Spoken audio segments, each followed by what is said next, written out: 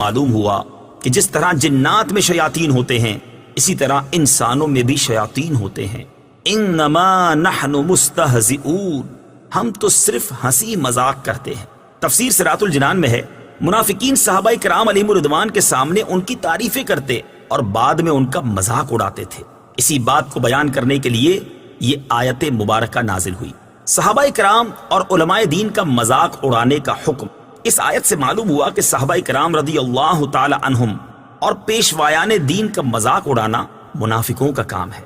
آج کل بھی ایسے لوگوں کی کمی نہیں جو اپنی مجلسوں اور مخصوص لوگوں میں علماء و صلحاء اور دینداروں کا مذاق اڑاتے اور ان پر پھبتیاں کستے ہیں، اور جب ان کے سامنے آتے ہیں تو منافقت سے بھرپور ہو کر خوشامد اور چاپلوسی کرتے ہیں اور تعریفوں کے پل باندھتے ہیں۔ یوں ہی ایسے لوگوں کی بھی کمی نہیں جنہیں مذہب اور مذہبی نام سے نفرت ہے اور مذہبی حلیہ اور وضاقتہ دیکھ کر ان کی طبیعت خراب ہو جاتی ہے۔ اللہ تعالیٰ ان لوگوں کو ہدایت عطا فرمائے۔ یاد رہے کہ انبیاء کرام علیہ الصلوۃ والسلام اور دین کا مذاق اڑانا کفر ہے، یوں ہی صحابہ کرام رضی اللہ تعالی عنہم کی بے ادبی گمراہی ہے۔ اسی طرح علم کی وجہ سے علماء دین کا مذاق اڑانا کفر ہے ورنہ حرام ہے۔ اللہ یستہزئ بہم ویمدہم فی طغیانہم یعمہون۔ ترجمہ، اللہ ان کی ہنسی مذاق کا انہیں بدلہ دے گا اور ابھی وہ انہیں مہلت دے رہا ہے کہ یہ اپنی سرکشی میں بھٹکتے رہیں۔ اللہ یستہزئ بہم، اللہ ان کی ہنسی مذاق کا انہیں بدلہ دے گا۔ تفسیر صراط الجنان میں ہے اللہ تعالیٰ استہزاء اور تمام عیوب سے پاک ہے۔ یہاں جو اللہ تعالیٰ کی طرف استہزاء کی نسبت ہے اس سے مراد منافقوں کے استہزاء کا بدلہ دینا ہے، اور بدلے کے وقت عربی اور اردو میں اسی طرح کا لفظ دہرا دیا جاتا ہے، جیسے کہا جائے کہ برائی کا بدلہ برائی ہی ہوتا ہے، حالانکہ برائی کا بدلہ تو عدل و انصاف اور آدمی کا حق ہوتا ہے۔ اولئک الذین اشتروا الضلالة بالہدى فما ربحت تجارتهم وما كانوا مہتدین۔ ترجمہ، یہی وہ لوگ ہیں جنہوں نے ہدایت کے بدلے گمراہی خرید لی تو ان کی تجارت نے کوئی نفع نہ دیا اور یہ لوگ راہ جانتے ہی نہیں تھے۔ اشتروا الضلالة بالہدى، یہی وہ لوگ ہیں جنہوں نے ہدایت کے بدلے گمراہی خرید لی۔ تفسیر صراط الجنان میں ہے ہدایت کے بدلے گمراہی خریدنا یعنی ایمان کی بجائے کفر اختیار کرنا نہایت خسارے اور گھاٹے کا سودا ہے۔ یہ آیت یا تو ان لوگوں کے بارے میں نازل ہوئی جو ایمان لانے کے بعد کافر ہو گئے، یا یہودیوں کے بارے میں نازل ہوئی جو پہلے تو حضور پرنور صلی اللہ تعالی علیہ وسلم پر ایمان رکھتے تھے، مگر جب حضور اقدس صلی اللہ تعالی علیہ وسلم کی تشریف آوری ہوئی تو منکر ہو گئے۔ یا یہ آیت تمام کفار کے بارے میں نازل ہوئی اس طور پر کہ اللہ تعالیٰ نے انہیں فطرت سلیمہ عطا فرمائی، حق کے دلائل واضح کیے، ہدایت کی راہیں کھولی، لیکن انہوں نے عقل و انصاف سے کام نہ لیا اور گمراہی اختیار کی، تو وہ سب سے زیادہ نقصان اٹھانے والے تاجر ہیں کہ انہوں نے نفع ہی نہیں بلکہ اصل سرمایہ بھی تباہ کر لیا۔ مثلهم كمثل الذي استوقد نارا فلما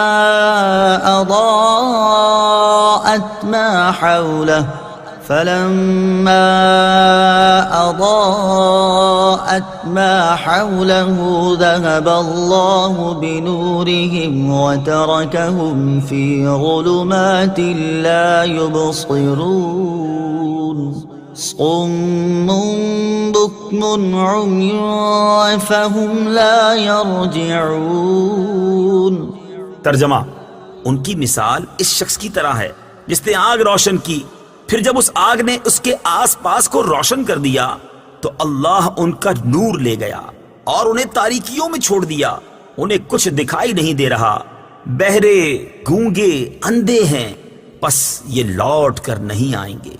مثلہم کمثل الذی استوقد نارا، ان کی مثال اس شخص کی طرح ہے جس نے آگ روشن کی۔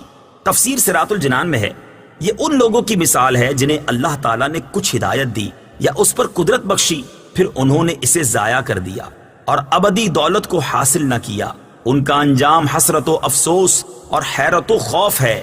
اس میں وہ منافق بھی داخل ہیں جنہوں نے اظہار ایمان کیا اور دل میں کفر رکھ کر اقرار کی روشنی کو ضائع کر دیا، اور وہ بھی جو مومن ہونے کے بعد مرتد ہو گئے، اور وہ بھی جنہیں فطرت سلیمہ عطا ہوئی اور دلائل کی روشنی نے حق کو واضح کیا، مگر انہوں نے اس سے فائدہ نہ اٹھایا اور گمراہی اختیار کی، اور جب حق کو سننے، ماننے، کہنے اور دیکھنے سے محروم ہو گئے تو کان، زبان، آنکھ سب بیکار ہیں۔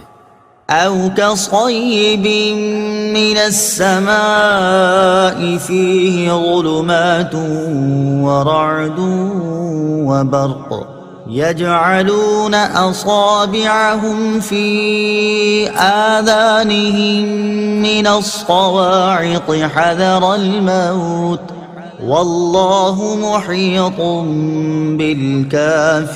بالكافرين يكاد البرق يخطف أبصارهم كلما أضاء لهم مشوا فيه وإذا أظلم عليهم قاموا ولو شاء الله لذهب بسمعهم وأبصارهم إن الله على كل شيء قدير۔ ترجمہ، یا ان کی مثال آسمان سے اترنے والی بارش کی طرح ہے جس میں تاریکیاں اور گرج اور چمک ہے۔ یہ زوردار کڑک کی وجہ سے موت کے ڈر سے اپنے کانوں میں انگلیاں ٹھونس رہے ہیں، حالانکہ اللہ کافروں کو گھیرے ہوئے ہے۔ بجلی یوں معلوم ہوتی ہے کہ ان کی نگاہیں اچک کر لے جائے گی۔ حالت یہ ہے کہ جب کچھ روشنی ہوئی تو اس میں چلنے لگے، اور جب ان پر اندھیرا چھا گیا تو کھڑے رہ گئے، اور اگر اللہ چاہتا تو ان کے کان اور آنکھیں سلب کر لیتا۔ بے شک اللہ ہر شے پر قادر ہے۔ او کصیب من السماء، یہ جیسے آسمان سے بارش۔ تفسیر صراط الجنان میں ہے، ہدایت کے بدلے گمراہی خریدنے والوں کی یہ دوسری مثال بیان کی گئی ہے، اور یہ ان منافقین کا حال ہے جو دل سے اسلام قبول کرنے اور نہ کرنے میں متردد رہتے تھے۔ ان کے بارے میں فرمایا کہ جس طرح اندھیری رات اور بادل و بارش کی تاریکیوں میں مسافر متحیر ہوتا ہے، جب بجلی چمکتی ہے تو کچھ چل لیتا ہے، جب اندھیرا ہوتا ہے تو کھڑا رہ جاتا ہے، اسی طرح اسلام کے غلبے اور معجزات کی روشنی اور آرام کے وقت منافق اسلام کی طرف راغب ہوتے ہیں، اور جب کوئی مشقت پیش آتی ہے تو کفر کی تاریکی میں کھڑے رہ جاتے ہیں اور اسلام سے ہٹنے لگتے ہیں۔ اور یہی مقام اپنے اور بیگانے، مخلص اور منافق کے پہچان کا ہوتا ہے۔ منافقوں کی اسی طرح کی حالت سورہ نور آیت نمبر 48 اور 49 میں بھی بیان کی گئی ہے۔ علی کل شیء قدیر، اللہ تعالی ہر شے پر قادر ہے۔ تفسیر صراط الجنان میں ہے، شے اسی کو کہتے ہیں جسے اللہ تعالی چاہے اور جو مشیت یعنی چاہنے کے تحت آ سکے۔ ہر ممکن چیز شے میں داخل ہے، اور ہر شے اللہ تعالی کی قدرت میں ہے، اور جو ممکن نہیں بلکہ واجب یا محال ہے اس سے اللہ تعالیٰ کے ارادے اور قدرت کا تعلق ہی نہیں ہوتا۔ جیسے اللہ تعالیٰ کی ذات و صفات واجب ہیں، اس لیے قدرت کے تحت داخل نہیں۔ مثلا یہ نہیں ہو سکتا کہ اللہ تعالیٰ چاہے تو اپنا علم ختم کر کے بے علم ہو جائے، یا معاذ اللہ جھوٹ بولے۔ یاد رہے کہ ان چیزوں کا اللہ تعالیٰ کی قدرت کے تحت نہ آنا اس کی قدرت میں نقص و کمی کی وجہ سے نہیں، بلکہ یہ ان چیزوں کا نقص ہے کہ ان میں یہ صلاحیت نہیں کہ اللہ تعالیٰ کی قدرت سے متعلق ہو سکیں۔ یا ایہا الناس اعبدوا ربکم الذی خلقکم والذین من قبلکم لعلکم تتقون۔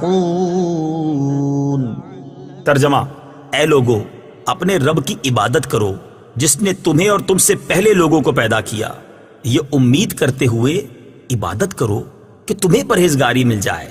یا ایہا الناس، اے لوگو۔ تفسیر صراط الجنان میں ہے، سورہ بقرہ کے شروع میں بتایا گیا یہ کتاب متقین کی ہدایت کے لیے نازل ہوئی، پھر متقین کے اوصاف ذکر فرمائے، اس کے بعد اس سے منحرف ہونے والے فرقوں کا اور ان کے احوال کا ذکر فرمایا، تاکہ سعادت مند انسان ہدایت و تقوی کی طرف راغب ہو اور نافرمانی و بغاوت سے بچے۔ اب تقوی حاصل کرنے کا طریقہ بتایا جا رہا ہے، اور وہ طریقہ عبادت اور اطاعت الہی ہے۔ یا ایھا الناس کے ذریعے تمام انسانوں سے خطاب ہے، اور اس بات کا اشارہ ہے کہ انسانی شرافت اسی میں ہے کہ آدمی تقوی حاصل کرے اور اللہ تعالیٰ کا بندہ بنے۔ عبادت کی تعریف: عبادت اس انتہائی تعظیم کا نام ہے جو بندہ اپنی عبدیت یعنی بندہ ہونے اور معبود کی الوہیت یعنی معبود ہونے کے اعتقاد اور اعتراف کے ساتھ بجا لائے۔ یہاں عبادت توحید اور اس کے علاوہ اپنی تمام قسموں کو شامل ہے۔ کافروں کو عبادت کا حکم اس معنی میں ہے کہ وہ سب سے بنیادی عبادت یعنی ایمان لائیں اور اس کے بعد دیگر اعمال بجا لائیں۔ تفسیر صراط الجنان میں ہے لعلکم تتقون، تاکہ تمہیں پرہیزگاری ملے۔ اس سے معلوم ہوا کہ عبادت کا فائدہ عابد ہی کو ملتا ہے، جبکہ اللہ تعالیٰ اس سے پاک ہے کہ اس کو عبادت یا اور کسی چیز سے نفع حاصل ہو۔ الذي جعل لكم الأرض فراشا والسماء بناء وأنزل من السماء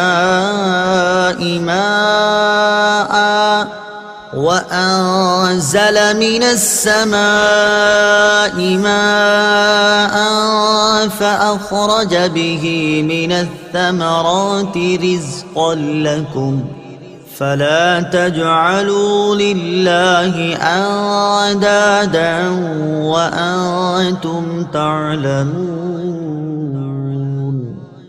ترجمہ: جس نے تمہارے لیے زمین کو بچھونا اور آسمان کو چھت بنایا، اور اس نے آسمان سے پانی اتارا، پھر اس پانی کے ذریعے تمہارے کھانے کے لیے کئی پھل پیدا کیے، تو تم جان بوجھ کر اللہ کے شریک نہ بناؤ۔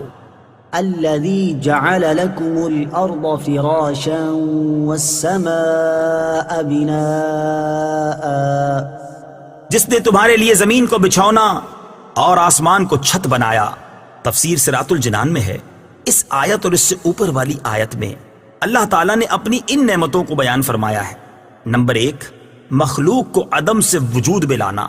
نمبر 2، آسمان و زمین کو پیدا کرنا۔ نمبر 3، آسمان و زمین سے مخلوق کے رزق کا مہیا کرنا۔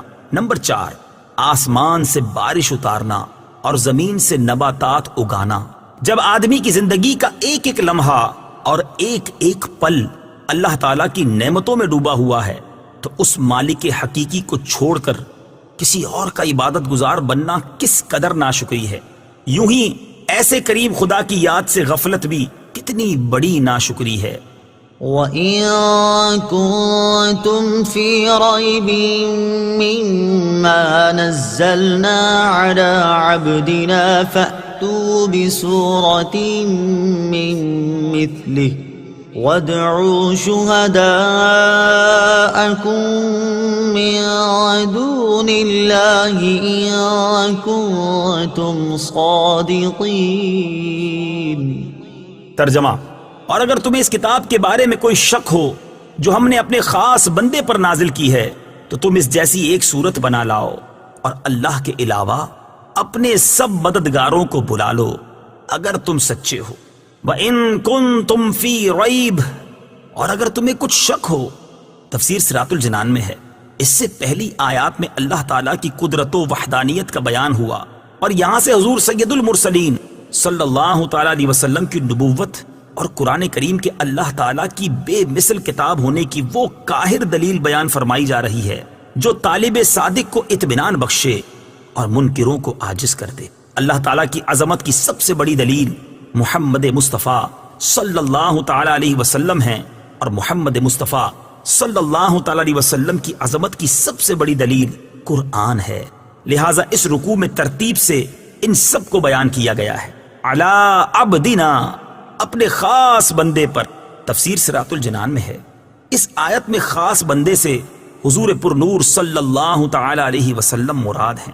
یہاں اس انداز تعبیر میں نبی رحمت صلی اللہ تعالی علیہ وسلم کی شان محبوبیت کی طرف بھی اشارہ ہے۔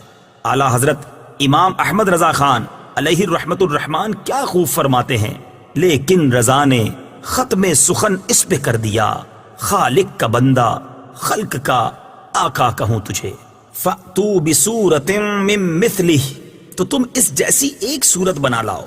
تفسیر صراط الجنان میں ہے آیت کے اس حصے اور اس کے بعد والی آیت میں قرآن کے بے مثل ہونے پر دو ٹوک الفاظ میں ایک کھلی دلیل دی جا رہی ہے کہ اپنی فصاحت و بلاغت پر ناز کرنے والوں کو چیلنج ہے کہ اگر تم قرآن کو اللہ تعالیٰ کی کتاب نہیں بلکہ کسی انسان کی تصنیف سمجھتے ہو تو چونکہ تم بھی انسان ہو لہٰذا اس جیسی ایک صورت بنا کر لے آؤ جو فصاحت و بلاغت، حسن ترتیب، غیب کی خبریں دینے اور دیگر امور میں قرآن پاک کی مثل ہو۔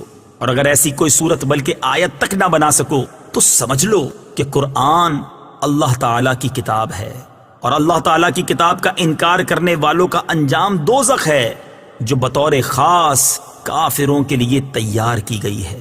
نوٹ: یہ چیلنج قیامت تک تمام انسانوں کے لیے ہے۔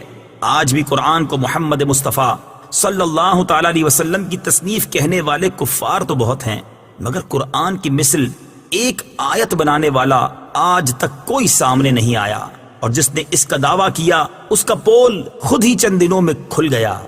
اعجاز قرآن کی وجوہات۔ قرآن مجید وہ بے مثل کتاب ہے کہ لوگ اپنے تمام تر کمالات کے باوجود قرآن پاک جیسا کلام بنانے سے عاجز ہیں، اور جن و انس مل کر بھی اس کی آیات جیسی ایک آیت بھی نہیں بنا سکتے۔ اس کی بنیادی وجہ یہ ہے کہ قرآن مجید اللہ تعالیٰ کا کلام ہے، اور مخلوق میں کسی کے پاس اتنی طاقت نہیں کہ وہ اللہ تعالیٰ کے کلام کی مثل کلام بنا سکے، اور یہی وجہ ہے کہ صدیاں گزرنے کے باوجود آج تک کوئی بھی قرآن مجید کے دیے ہوئے چیلنج کا جواب نہیں دے سکا، اور نہ ہی قیامت تک کوئی دے سکے گا۔ قرآن پاک کے بے مثل ہونے کی بہت سی وجوہات ہیں جنہیں علماء و مفسرین نے اپنی کتابوں میں بہت شرح و بسط کے ساتھ بیان فرمایا ہے۔ ہم یہاں پر ان میں سے صرف 3 وجوہات بیان کرتے ہیں۔ تفصیل کے لیے بڑی تفاسیر کی طرف رجوع فرمائیں۔ نمبر 1، فصاحت و بلاغت۔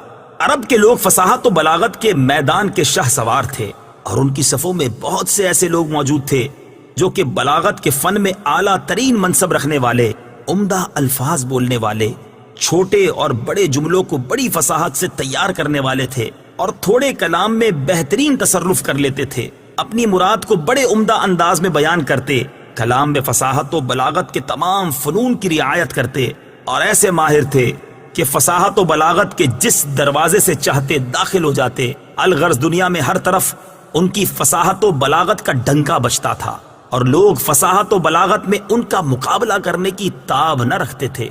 ان اہل عرب کو فصاحت و بلاغت کے میدان میں اگر کسی نے عاجز کیا ہے تو وہ کلام قرآن مجید ہے۔ اس مقدس کتاب کی فصاحت و بلاغت نے اہل عرب کی عقلوں کو حیران کر دیا اور اپنی مثل لانے سے عاجز کر دیا۔ نمبر 2، تلاوت قرآن کی تاثیر۔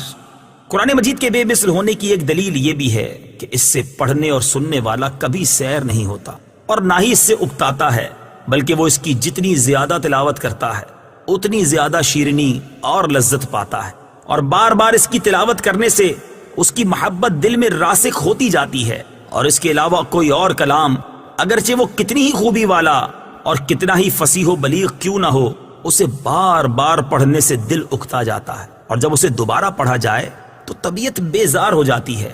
قرآن مجید کی اس شان کے بارے میں حضرت حارث رضی اللہ تعالیٰ عنہ سے مروی ہے، ترمذی شریف کی حدیث ہے، حضرت علی المرتضیٰ کرم اللہ تعالی وجہہ الکریم فرماتے ہیں، حضور اقدس صلی اللہ تعالی علیہ وآلہ وسلم نے ارشاد فرمایا، قرآن وہ ہے جس کی برکت سے خواہشات بگڑتی نہیں، اور جس کے ساتھ دوسری زبانیں مل کر اسے مشتبہ و مشکوک نہیں بنا سکتی، جس سے علماء سیر نہیں ہوتے، جو زیادہ دہرانے سے پرانا نہیں پڑتا، اور جس کے عجائبات ختم نہیں ہوتے۔ نیز قرآن مجید کی آیات میں روب، قوت اور جلال ہے کہ جب کوئی ان کی تلاوت کرتا ہے یا انہیں کسی سے سنتا ہے تو اس کے دل پر ہیبت طاری ہو جاتی ہے، حتیٰ کہ جسے قرآن پاک کی آیات کے معانی سمجھ میں نہ آ رہے ہوں اور وہ آیات کی تفسیر بھی نہ جانتا ہو، اس پر بھی رکت طاری ہو جاتی ہے، جبکہ قرآن مجید کے علاوہ اور کسی کتاب میں یہ وصف نہیں پایا جاتا، اگرچہ وہ کیسے ہی انداز میں کیوں نہ لکھی گئی ہو۔ نمبر 3، غیب کی خبریں۔ قرآن پاک میں مستقبل کے متعلق جو خبریں دی گئیں وہ تمام کی تمام پوری ہوئیں۔ مثلا زمانہ نبوی میں رومیوں کے ایرانیوں پر غالب آنے کی خبر دی گئی اور وہ 100% پوری ہوئی۔ فَإِن لَّمْ تَفْعَلُوا وَلَن تَفْعَلُوا فَاتَّقُوا النَّارَ الَّتِي وَقُودُهَا النَّاسُ وَالْحِجَارَةُ أُعِدَّتْ لِلْكَافِرِينَ۔ ترجمہ: پھر اگر تم یہ نہ کر سکو اور تم ہرگز نہ کر سکو گے تو اس آگ سے ڈرو جس کا ایندھن آدمی اور پتھر ہیں، وہ کافروں کے لیے تیار کی گئی ہے۔ وقودها الناس والحجارہ، اس کا ایندھن آدمی اور پتھر ہیں۔ تفسیر صراط الجنان میں ہے، اس آیت میں آدمی سے کافر اور پتھر سے وہ بت مراد ہیں جنہیں کفار پوجتے ہیں، اور ان کی محبت میں قرآن پاک اور رسول کریم صلی اللہ تعالی علیہ وسلم کا انکار کرتے ہیں۔ پتھروں کا جہنم میں جانا ان پتھروں کی سزا نہیں بلکہ ان کے پجاریوں کی سزا کے لیے ہوگا، یعنی پجاریوں کو ان پتھروں کے ساتھ سزا دی جائے گی۔ اعدت للکافرین، وہ کافروں کے لیے تیار کی گئی ہے۔ تفسیر صراط الجنان میں ہے، اس سے معلوم ہوا کہ دوزخ پیدا ہو چکی ہے، کیونکہ یہاں ماضی کے الفاظ ہیں۔ نیز کافروں کے لیے فرمانے میں یہ بھی اشارہ ہے کہ مومنین اللہ تعالیٰ کے فضل و کرم سے جہنم میں ہمیشہ داخلے سے محفوظ رہیں گے، کیونکہ جہنم بطور خاص کافروں کے لیے پیدا کی گئی ہے۔ وَبَشِّرِ الَّذِينَ آمَنُوا وَعَمِلُوا الصَّالِحَاتِ أَنَّ لَهُمْ جَنَّاتٍ تَجْرِي مِن تَحْتِهَا الْأَنْهَارُ كُلَّمَا رُزِقُوا مِنْهَا مِن ثَمَرَةٍ رِّزْقًا قَالُوا هَٰذَا الَّذِي رُزِقْنَا مِن قَبْلُ وَأُتُوا بِهِ مُتَشَابِهًا وَلَهُمْ فِيهَا أَزْوَاجٌ مُّطَهَّرَةٌ وَهُمْ فِيهَا خَالِدُونَ۔ ترجمہ: اور ان لوگوں کو خوشخبری دو جو ایمان لائے اور انہوں نے اچھے عمل کیے کہ ان کے لیے ایسے باغات ہیں جن کے نیچے نہریں بہہ رہی ہیں۔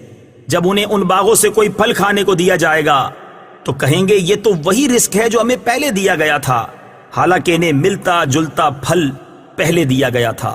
اور ان جنتیوں کے لیے ان باغوں میں پاکیزہ بیویاں ہوں گی اور وہ ان باغوں میں ہمیشہ رہیں گے۔ وَبَشِّرِ الَّذِينَ آمَنُوا وَعَمِلُوا الصَّالِحَاتِ، اور ان لوگوں کو خوشخبری دو جو ایمان لائے اور انہوں نے اچھے عمل کیے۔ تفسیر صراط الجنان میں ہے، اللہ تعالیٰ کی سنت یہ ہے کہ قرآن میں ترہیب یعنی ڈرانے کے ساتھ ترغیب بھی ذکر فرماتا ہے، اسی لیے کفار اور ان کے اعمال و عذاب کے ذکر کے بعد مومنین اور ان کے اعمال و ثواب کا ذکر فرمایا اور انہیں جنت کی بشارت دی۔ صالحات یعنی نیکیاں وہ عمل ہیں جو شرعاً اچھے ہوں، ان میں فرائض و نوافل سب داخل ہیں۔ یہاں بھی ایمان اور عمل کو جدا جدا بیان کیا، جس سے معلوم ہوا کہ عمل ایمان کا جزء نہیں ہے۔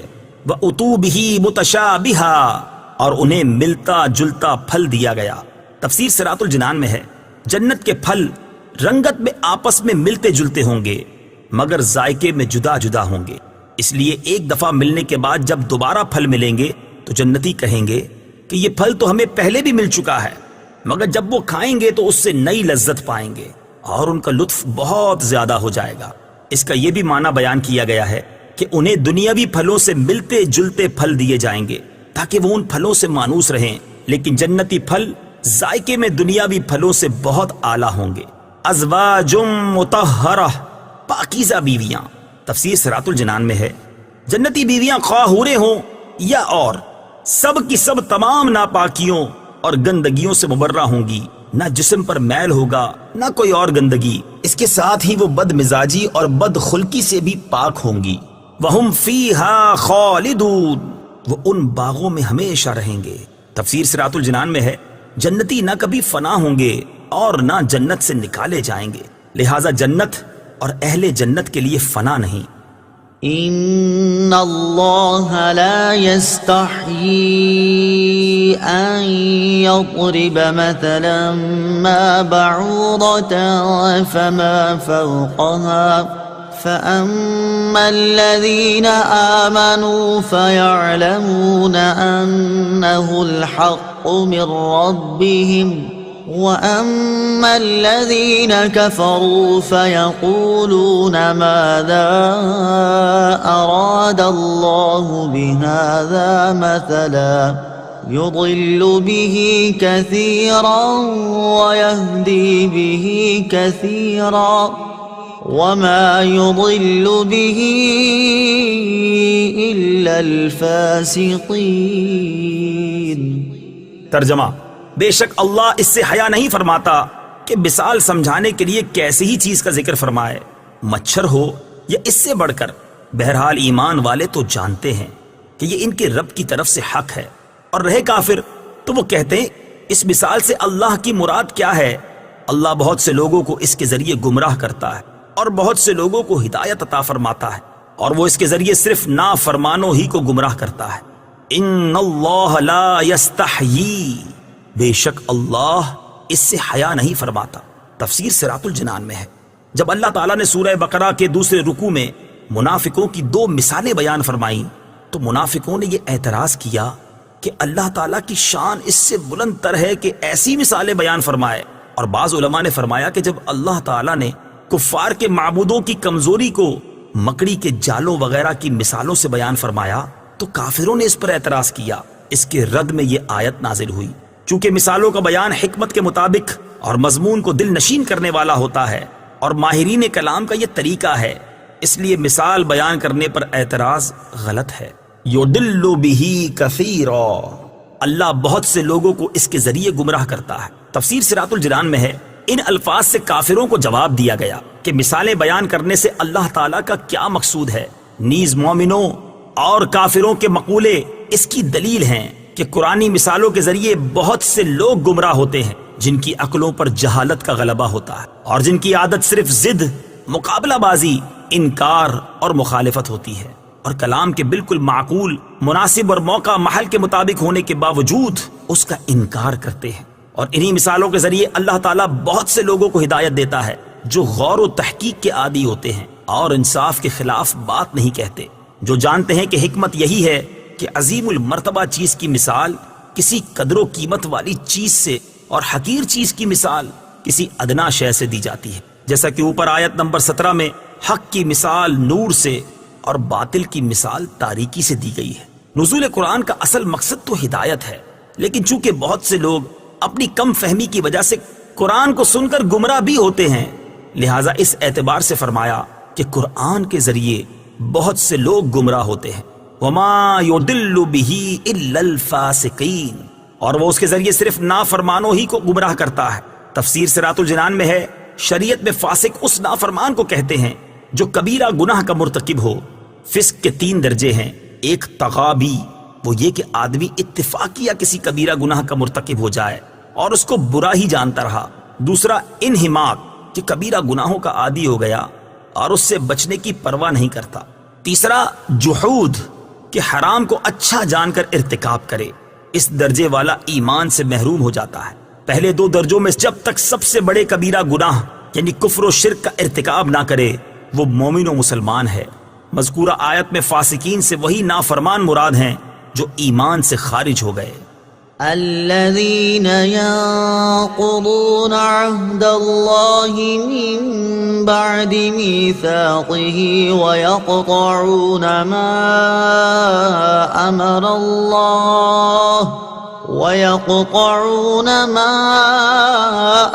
الله به أن يوصل ويفسدون في الأرض اولئک هم الخاسرون۔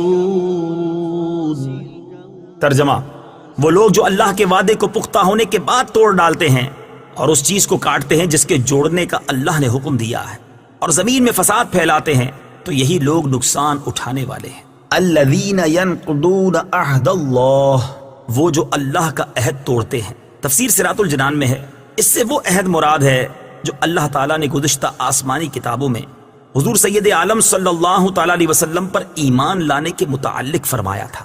ایک قول یہ ہے کہ عہد 3 ہیں۔ پہلا عہد وہ جو اللہ تعالیٰ نے تمام اولاد آدم سے لیا کہ اس کی ربوبیت کا اقرار کریں، اس کا بیان سورہ اعراف آیت نمبر 172 میں ہے۔ دوسرا عہد انبیاء علیہ الصلوۃ والسلام کے ساتھ مخصوص ہے کہ رسالت کی تبلیغ فرمائیں اور دین قائم کریں۔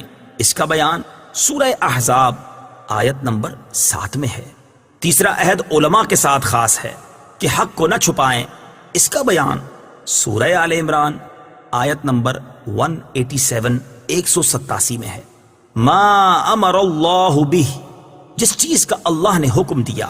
تفسیر صراط الجنان میں ہے جن چیزوں کے ملانے کا حکم دیا گیا وہ یہ ہیں: نمبر 1 رشتہ داروں سے تعلقات جوڑنا، نمبر 2 مسلمانوں کے ساتھ دوستی و محبت کرنا، نمبر 3 تمام انبیاء علیہ الصلوۃ والسلام کو ماننا، نمبر 4 تمام کتابوں کی تصدیق کرنا اور حق پر جمع ہونا۔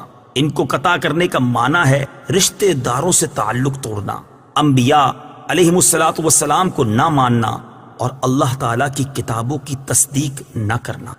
كيف تكفرون بالله وكنتم أمواتا فأحياكم ثم يميتكم ثم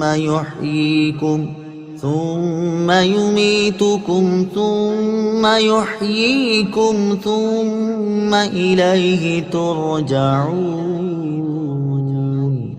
ترجمہ: تم کیسے اللہ کے منکر ہو سکتے ہو حالانکہ تم مردہ تھے تو اس نے تمہیں پیدا کیا، پھر وہ تمہیں موت دے گا، پھر تمہیں زندہ کرے گا، پھر اسی کی طرف تمہیں لوٹایا جائے گا۔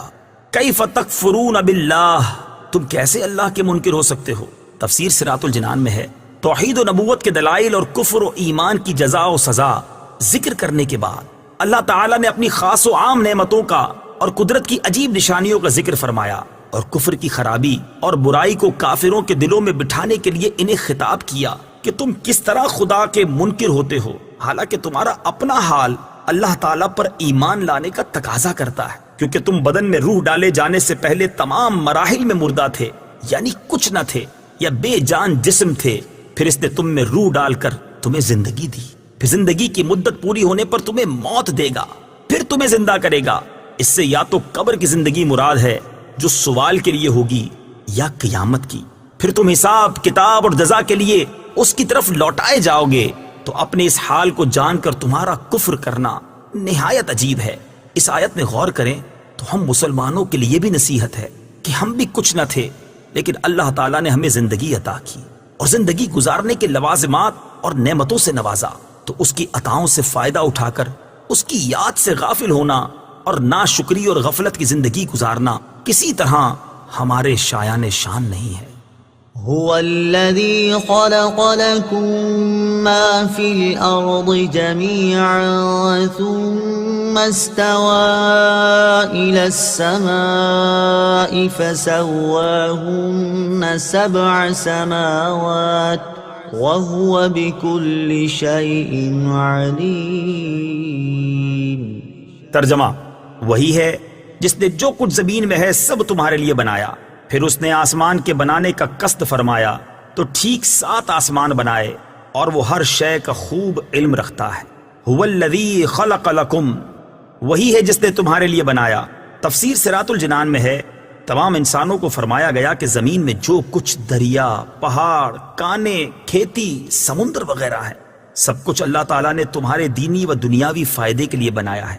دینی فائدہ تو یہ ہے کہ زمین کے عجائبات دیکھ کر تمہیں اللہ تعالیٰ کی حکمت و قدرت کی معرفت نصیب ہو، اور دنیاوی فائدہ یہ ہے کہ دنیا کی چیزوں کو کھاؤ پیو اور اپنے کاموں میں لاؤ۔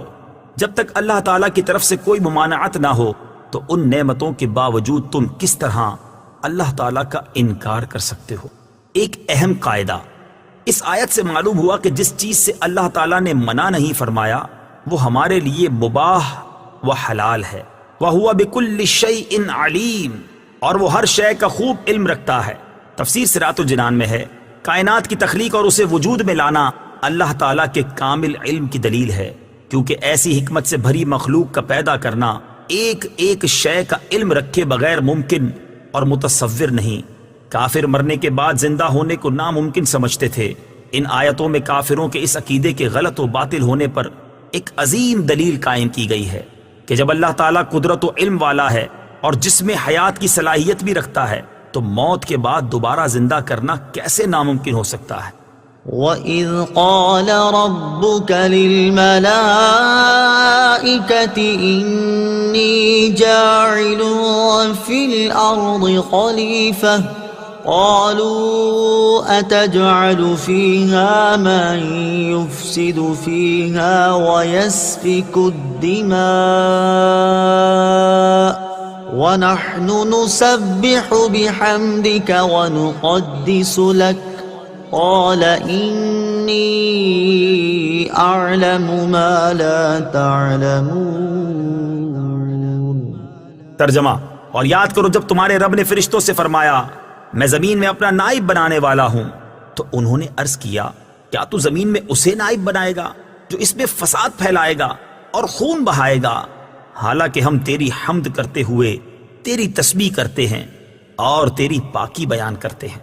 فرمایا بے شک میں وہ جانتا ہوں جو تم نہیں جانتے۔ وَإِذْ قَالَ رَبُّكَ لِلْمَلَائِكَةِ، اور جب تمہارے رب نے فرشتوں سے فرمایا۔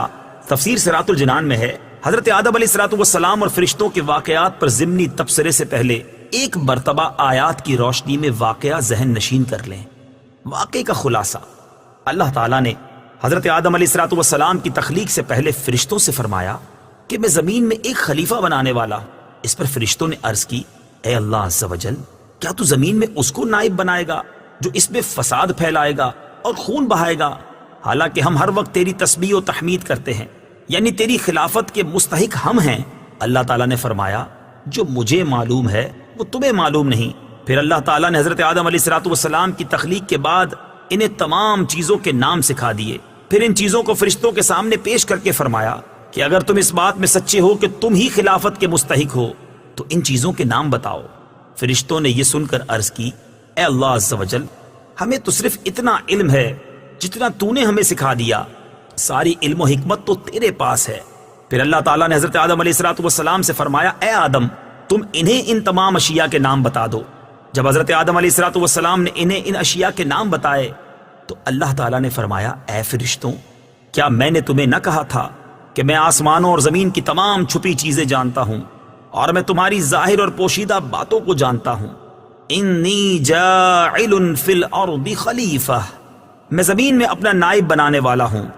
تفسیر صراط الجنان میں ہے خلیفہ اسے کہتے ہیں جو احکامات جاری کرنے اور دیگر اختیارات میں اصل کا نائب ہوتا ہے۔ اگرچہ تمام انبیاء علیہ السلام اللہ تعالیٰ کے خلیفہ ہیں، لیکن یہاں خلیفہ سے حضرت آدم علیہ السلام مراد ہیں، اور فرشتوں کو حضرت آدم علیہ السلام کی خلافت کی خبر اس لیے دی گئی کہ وہ ان کے خلیفہ بنائے جانے کی حکمت دریافت کریں اور ان پر خلیفہ کی عظمت و شان ظاہر ہو کہ ان کو پیدائش سے پہلے ہی خلیفہ کا لقب عطا کر دیا گیا ہے اور آسمان والوں کو ان کی پیدائش کی بشارت دی گئی۔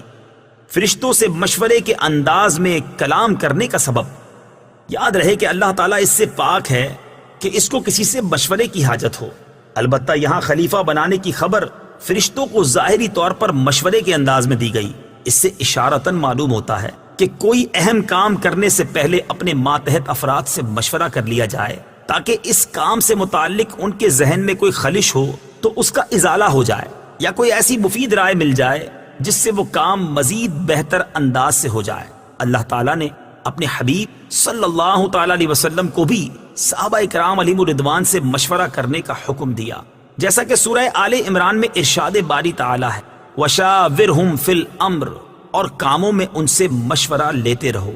اور انصار صحابہ اکرام رضی اللہ تعالی عنہم کا وصف بیان کرتے ہوئے ارشاد فرمایا وَأَمْرُهُمْ شُورَى بَيْنَهُمْ، اور ان کا کام ان کے باہمی مشورے سے ہوتا ہے۔ حضرت انس بن مالک رضی اللہ تعالی عنہ سے روایت ہے نبی اکرم صلی اللہ تعالی علیہ وسلم نے ارشاد فرمایا جس نے استخارہ کیا وہ نامراد نہیں ہوگا، اور جس نے مشورہ کیا وہ نادم نہیں ہوگا، اور جس نے میانہ روی کی وہ کنگال نہیں ہوگا۔ اتجعل فیہا من یفسد فیہا، کیا تو زمین میں اسے نائب بنائے گا جو اس میں فساد پھیلائے گا؟ تفسیر صراط الجنان۔ اس کلام سے فرشتوں کا مقصد اعتراض کرنا نہ تھا، بلکہ اس سے اپنے تعجب کا اظہار اور خلیفہ بنانے کی حکمت دریافت کرنا تھا، اور انسانوں کی طرف فساد پھیلانے کی جو انہوں نے نسبت کی تو اس فساد کا علم انہیں یا تو صراحت کے ساتھ اللہ تعالیٰ کی طرف سے دیا گیا تھا، یا انہوں نے لوح محفوظ سے پڑھا تھا، اور یا انہوں نے جنات پر قیاس کیا تھا۔ کیونکہ وہ زمین پر آباد تھے اور وہاں فسادات کرتے تھے۔ فرشتے کیا ہیں؟ فرشتے نوری مخلوق ہیں، گناہوں سے معصوم ہیں، اللہ تعالیٰ کے معزز و مکرم بندے ہیں، کھانے پینے اور مرد یا عورت ہونے سے پاک ہیں۔ فرشتوں کے بارے میں مزید تفصیل جاننے کے لیے بہار شریعت جلد نمبر 1 کے صفحہ 90 سے ملائکہ کا بیان مطالعہ فرمائیں۔ انی اعلم، بے شک میں زیادہ جانتا ہوں۔ تفسیر صراط الجنان میں ہے، فرشتوں کے جواب میں اللہ تعالیٰ نے فرمایا کہ جو میں جانتا ہوں وہ تم نہیں جانتے، کیونکہ خلیفہ بنانے میں میری حکمت تم پر ظاہر نہیں۔ بات یہ ہے کہ انہی انسانوں میں انبیاء بھی ہوں گے، اولیاء بھی اور علماء بھی، اور یہ حضرات علمی و عملی دونوں فضیلتوں کے جامع ہوں گے۔ وعلم آدم الأسماء كلها ثم عرضهم على الملائكة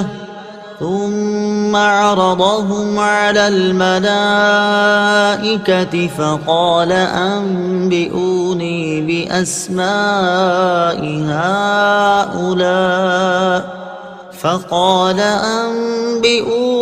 بأسماء هؤلاء إن كنتم صادقين۔ ترجمہ، اور اللہ تعالیٰ نے آدم کو تمام اشیاء کے نام سکھا دیے، پھر ان سب اشیاء کو فرشتوں کے سامنے پیش کر کے فرمایا اگر تم سچے ہو تو ان کے نام تو بتاؤ۔ وَعَلَّمَ آدَمَ الْأَسْمَاءَ كُلَّهَا، اور اللہ تعالیٰ نے آدم کو تمام اشیاء کے نام سکھا دیے۔ اللہ تعالیٰ نے حضرت آدم علیہ السلام پر تمام اشیاء پیش فرمائیں اور بطور الہام کے آپ کو ان تمام چیزوں کے نام، کام، صفات، خصوصیات، اصولی علوم اور صنعتیں سکھا دی۔ انبئونی باسماء ہؤلاء، مجھے ان کے نام بتاؤ۔ تفسیر صراط الجنان میں ہے، تمام چیزیں فرشتوں کے سامنے پیش کر کے ان سے فرمایا گیا کہ اگر تم اپنے خیال میں سچے ہو کہ تم سے زیادہ علم والی کوئی مخلوق نہیں اور خلافت کے تم ہی مستحق ہو تو ان چیزوں کے نام بتاؤ، کیونکہ خلیفہ کا کام اختیار استعمال کرنا، کاموں کی تدبیر کرنا اور عدل و انصاف کرنا ہے، اور یہ بغیر اس کے ممکن نہیں کہ خلیفہ کو ان تمام چیزوں کا علم ہو جن پر اسے اختیار دیا گیا ہے اور جن کا اسے فیصلہ کرنا ہے۔ علم کے فضائل، اس آیت میں اللہ تعالیٰ نے حضرت آدم علیہ السلام کے فرشتوں پر افضل ہونے کا سبب علم ظاہر فرمایا۔ اس سے معلوم ہوا کہ علم خلوتوں اور تنہائیوں کی عبادت سے افضل ہے۔ ابن ماجہ کی حدیث ہے، حضرت ابو ذر رضی اللہ تعالیٰ عنہ فرماتے ہیں حضور پر نور صلی اللہ تعالیٰ علیہ وسلم نے مجھ سے ارشاد فرمایا، اے ابو ذر رضی اللہ تعالیٰ عنہ، تمہارا اس حال میں صبح کرنا کہ تم نے اللہ تعالیٰ کی کتاب سے ایک آیت سیکھی ہو، یہ تمہارے لیے 100 رکعتیں نفل پڑھنے سے بہتر ہے، اور تمہارا اس حال میں صبح کرنا کہ تم نے علم کا ایک باب سیکھا ہو جس پر عمل کیا گیا ہو یا نہ کیا گیا ہو تو یہ تمہارے لیے 1000 نوافل پڑھنے سے بہتر ہے۔ حضرت حذیفہ بن یمان رضی اللہ تعالی عنہ سے روایت ہے، نبی اکرم صلی اللہ تعالی علیہ وسلم نے ارشاد فرمایا، علم کی فضیلت عبادت کی فضیلت سے زیادہ ہے، اور تمہارے دین کی بھلائی تقوی اختیار کرنے میں ہے۔ انبیاء علیہ السلام فرشتوں سے افضل ہیں۔ واقعہ آدم علیہ السلام سے یہ بھی معلوم ہوا کہ انبیاء کرام فرشتوں سے افضل ہیں، اور یہ عقیدہ کئی دلائل سے ثابت ہے۔ ان میں سے 6 دلائل پیش کرتا ہوں۔ نمبر 1، حضرت آدم علیہ السلام کو اللہ تعالیٰ نے اپنا خلیفہ بنایا، اور یہ اس بات کی دلیل ہے کہ وہ فرشتوں سے افضل ہیں، کیونکہ ہر شخص یہ بات اچھی طرح جانتا ہے کہ بادشاہ کے نزدیک لوگوں میں سب سے بڑے مرتبے والا وہ شخص ہوتا ہے جو ولایت اور تصرف میں بادشاہ کا قائم مقام ہو۔ نمبر 2، حضرت آدم علیہ السلام فرشتوں سے زیادہ علم رکھنے والے ہیں، اور جسے زیادہ علم ہو وہ افضل ہوتا ہے، کیونکہ اللہ تعالیٰ نے ارشاد فرمایا، قل هل يستوي الذين يعلمون والذين لا يعلمون۔ ترجمہ، تم فرماؤ کیا علم والے اور بے علم برابر ہیں؟ نمبر 3، اللہ تعالیٰ نے فرشتوں کو یہ حکم دیا کہ وہ حضرت آدم علیہ السلام کو سجدہ کریں۔ اس سے معلوم ہوا کہ وہ فرشتوں سے افضل ہیں، کیونکہ سجدے میں انتہائی تواضع ہوتی ہے، اور کسی کے سامنے انتہائی تواضع وہی کرے گا جو اس سے کم مرتبے والا ہو۔ نمبر 4، اللہ تعالیٰ نے ارشاد فرمایا، إن الله اصطفى آدم ونوحا وآل إبراهيم وآل عمران على العالمين. ترجمہ: بے شک اللہ نے آدم اور نوح اور ابراہیم کی اولاد اور عمران کی اولاد کو سارے جہان والوں پر چن لیا.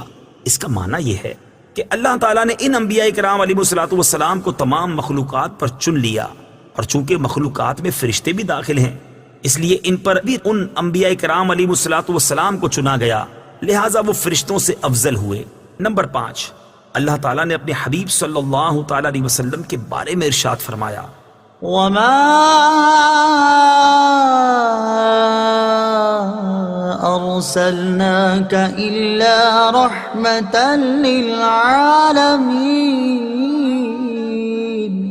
ترجمہ: اور ہم نے تمہیں تمام جہانوں کے لیے رحمت بنا کر ہی بھیجا. اور چونکہ عالمین میں فرشتے بھی داخل ہیں اس لیے رسول کریم صلی اللہ تعالیٰ علیہ وسلم ان کے لیے بھی رحمت ہوئے. اور جب آپ صلی اللہ تعالیٰ علیہ وسلم فرشتوں کے لیے رحمت مطلق ہیں تو یقیناً ان سے افضل بھی ہیں. نمبر 6، حضرت ابو سعید خدری رضی اللہ تعالیٰ عنہ سے روایت ہے، نبی کریم صلی اللہ تعالیٰ علیہ وسلم نے ارشاد فرمایا: میرے 2 وزیر آسمانوں میں ہیں اور 2 وزیر زمین میں ہیں. آسمانوں میں میرے 2 وزیر حضرت جبرائیل اور حضرت میکائیل علیہم السلام ہیں، اور زمین میں میرے 2 وزیر حضرت ابوبکر صدیق اور حضرت عمر فاروق رضی اللہ تعالیٰ عنہما ہیں. اس حدیث سے معلوم ہوا کہ حضور پرنور صلی اللہ تعالیٰ علیہ وسلم بادشاہ کی طرح ہیں، اور حضرت جبرائیل اور حضرت میکائیل دونوں ان کے وزیروں کی طرح ہیں. اور چونکہ بادشاہ وزیر سے افضل ہوتا ہے اس لیے ثابت ہوا کہ حضور پرنور صلی اللہ تعالیٰ علیہ وسلم فرشتوں سے افضل ہیں. قالوا سبحانك لا علم لنا إلا ما علمتنا إنك أنت العليم الحكيم. ترجمہ: فرشتوں نے عرض کی: اے اللہ تو پاک ہے، ہمیں تو صرف اتنا علم ہے جتنا تو نے ہمیں سکھا دیا، بے شک تو ہی علم والا حکمت والا ہے. لا علم لنا الا ما علمتنا، ہمیں صرف اتنا علم ہے جتنا تو نے ہمیں سکھا دیا.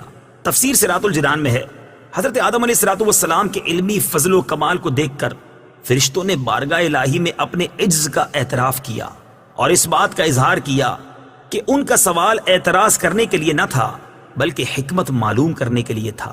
اور اب انہیں انسان کی فضیلت اور اس کی پیدائش کی حکمت معلوم ہو گئی جس کو وہ پہلے نہ جانتے تھے. اس آیت سے انسان کی شرافت اور علم کی فضیلت ثابت ہوتی ہے، اور یہ بھی کہ اللہ تعالیٰ کی طرف تعلیم کی نسبت کرنا صحیح ہے، اگرچہ اس کو معلم نہ کہا جائے گا کیونکہ معلم پیشہ ور تعلیم دینے والے کو کہتے ہیں. قال يا آدم أنبئهم بأسمائهم فلما أنبأهم بأسمائهم قال ألم أقل لكم إني أعلم غيب السماوات والأرض إني أعلم غيب السماوات والأرض وأعلم ما تبدون وما كنتم تكتمون. ترجمہ: پھر اللہ نے فرمایا اے آدم تم انہیں ان اشیاء کے نام بتا دو. تو جب آدم نے انہیں ان اشیاء کے نام بتا دیے تو اللہ نے فرمایا اے فرشتوں کیا میں نے تمہیں نہ کہا تھا کہ میں آسمانوں اور زمین کی تمام چھپی چیزیں جانتا ہوں اور میں جانتا ہوں جو کچھ تم ظاہر کرتے اور جو کچھ تم چھپاتے ہو. اعلم ما تبدون وما کنتم تکتمون، میں تمہاری ظاہری و پوشیدہ باتوں کو جانتا ہوں. تفسیر صراط الجنان میں ہے فرشتوں نے جو بات ظاہر کی تھی وہ یہ تھی کہ انسان فساد انگیزی اور خون ریزی کرے گا، اور جو بات چھپائی تھی وہ یہ تھی کہ خلافت کے مستحق وہ خود ہیں اور اللہ تعالیٰ ان سے زیادہ علم و فضل والی کوئی مخلوق پیدا نہ فرمائے گا. آیت سے یہ بھی معلوم ہوا کہ فرشتوں کے علوم و کمالات میں زیادتی ہوتی ہے. وَإِذْ قُلْنَا لِلْمَلَائِكَةِ اسْجُدُوا لِآدَمَ فَسَجَدُوا إِلَّا إِبْلِيسَ أبى واستكبر وكان من الكافرين. ترجمہ: اور یاد کرو جب ہم نے فرشتوں کو حکم دیا کہ آدم کو سجدہ کرو تو ابلیس کے علاوہ سب نے سجدہ کیا، اس نے انکار کیا اور تکبر کیا اور کافر ہو گیا. اسجدوا لآدم، آدم کو سجدہ کرو. تفسیر صراط الجنان میں ہے اللہ تعالیٰ نے حضرت آدم علیہ السلام کو تمام موجودات کا نمونہ اور عالم روحانی اور جسمانی کا مجموعہ بنایا اور فرشتوں کے لیے حصول کمالات کا وسیلہ بنایا، تو انہیں حکم فرمایا کہ حضرت آدم علیہ السلام کو سجدہ کریں، کیونکہ اس میں حضرت آدم علیہ السلام کی فضیلت کا اعتراف اور اپنے مقولہ اتجعل فیہا کی معذرت بھی ہے. بہرحال تمام فرشتوں کو سجدے کا حکم دیا گیا اور ملائکہ مقربین سمیت تمام فرشتوں نے سجدہ کیا، لیکن شیطان نے سجدہ کرنے سے انکار کر دیا اور تکبر کے طور پر یہ سمجھتا رہا کہ وہ حضرت آدم علیہ السلام سے افضل ہے اور اس جیسے انتہائی عبادت گزار فرشتوں کے استاد اور مقرب بارگاہ الہی کو سجدے کا حکم دینا حکمت کے خلاف ہے. اپنے اس باطل عقیدے، حکم الہی سے انکار اور تعظیم نبی سے تکبر کی وجہ سے وہ کافر ہو گیا. حضرت آدم علیہ السلام اور ابلیس کا واقعہ قرآن پاک کی 7 سورتوں میں بیان کیا گیا ہے. سجدہ سے متعلق چند شرعی احکام. اس آیت میں سجدے کا ذکر ہے، اس مناسبت سے یہاں سجدے سے متعلق چند احکام بیان کیے جاتے ہیں. نمبر 1، سجدے کی 2 قسمیں ہیں، عبادت کا سجدہ، تعظیم کا سجدہ. عبادت کا سجدہ کسی کو معبود سمجھ کر کیا جاتا ہے، اور تعظیم کا سجدہ وہ ہوتا ہے جس سے مسجود یعنی جسے سجدہ کیا جائے اس کی تعظیم مقصود ہوتی ہے. نمبر 2، یہ قطعی عقیدہ ہے کہ سجدہ عبادت اللہ تعالیٰ کے لیے خاص ہے، کسی اور کے لیے نہیں ہو سکتا اور نہ کسی شریعت میں کبھی جائز ہوا. نمبر 3، فرشتوں نے حضرت آدم علیہ السلام کو تعظیمی سجدہ کیا تھا اور وہ باقاعدہ پیشانی زمین پر رکھنے کی صورت میں تھا، صرف سر جھکانا نہ تھا. نمبر 4، تعظیمی سجدہ پہلی شریعتوں میں جائز تھا، ہماری شریعت میں منسوخ کر دیا گیا، اب کسی کے لیے جائز نہیں ہے. لہٰذا کسی پیر یا ولی یا مزار کو تعظیمی سجدہ کرنا حرام ہے.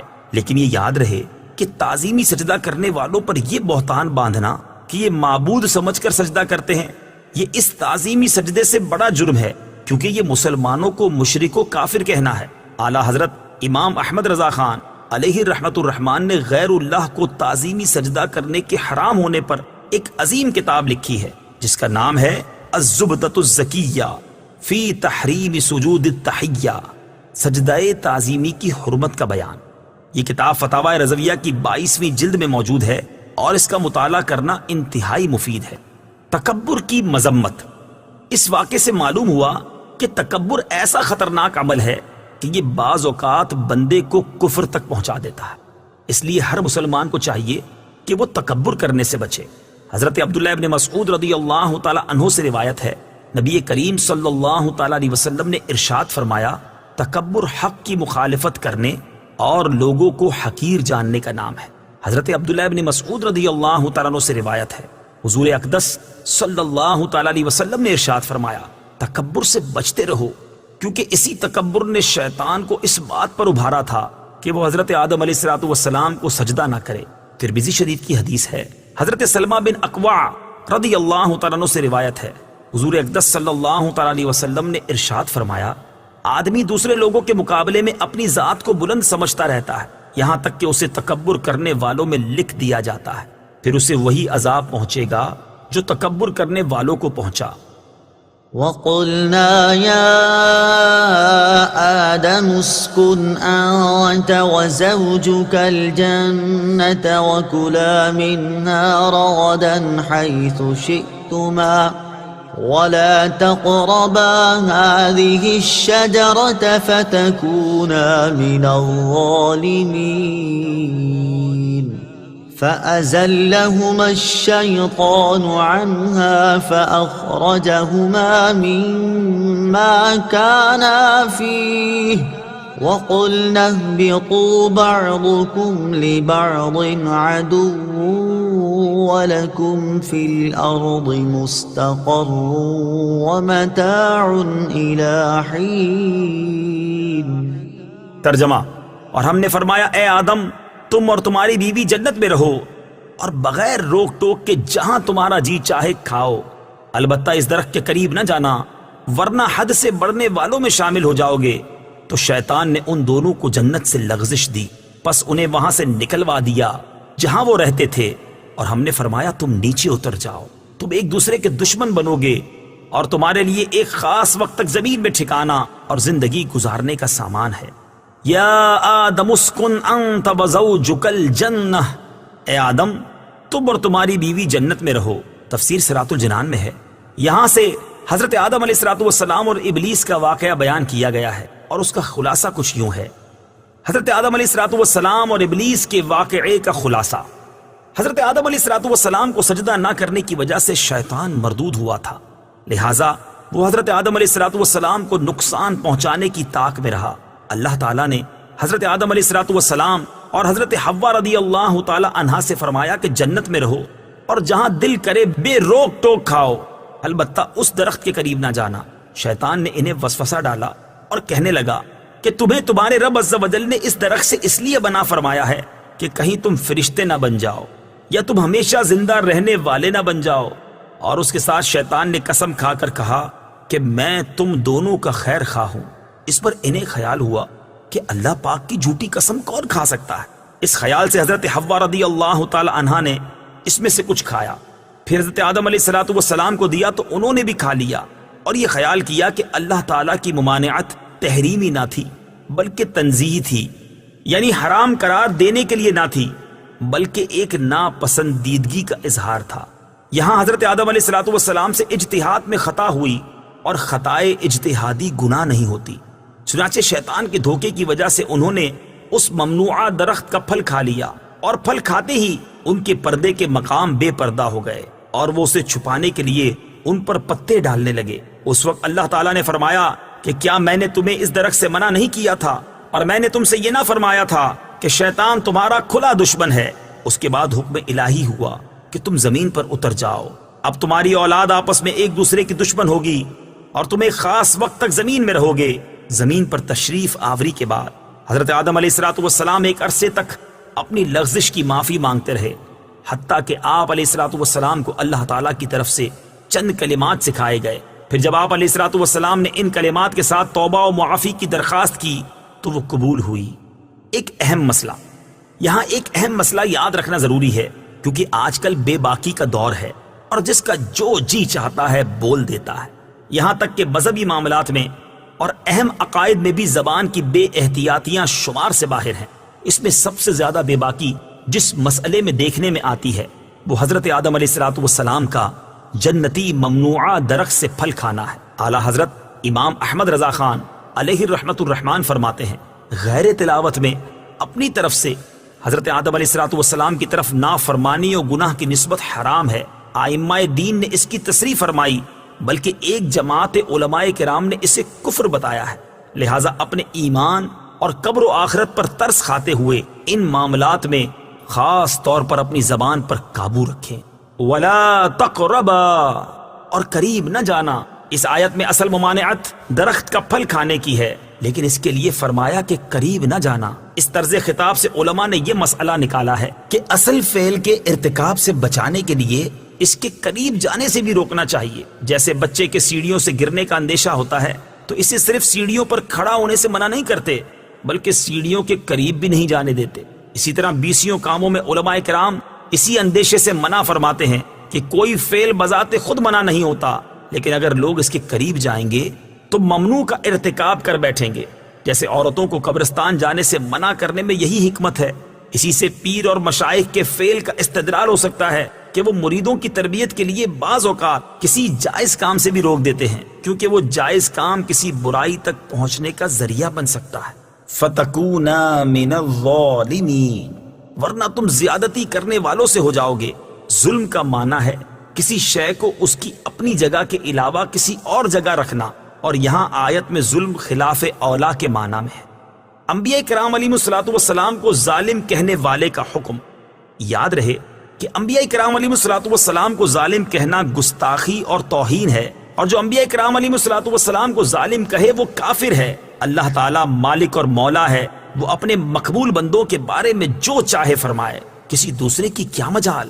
کہ وہ انبیاء کرام علیہ الصلوۃ والسلام سے متعلق کوئی خلاف ادب کلمہ زبان پر لائے اور اللہ تعالیٰ کے اس طرح کے خطابات کو اپنی جرت و بے باکی کی دلیل بنائے۔ اس بات کو یوں سمجھیں کہ بادشاہ کے ماں باپ بادشاہ کو ڈانٹیں اور یہ دیکھ کر شاہی محل کا جمعدار بھی بادشاہ کو انہی الفاظ میں ڈانٹنے لگے تو اس احمق کا کیا انجام ہوگا؟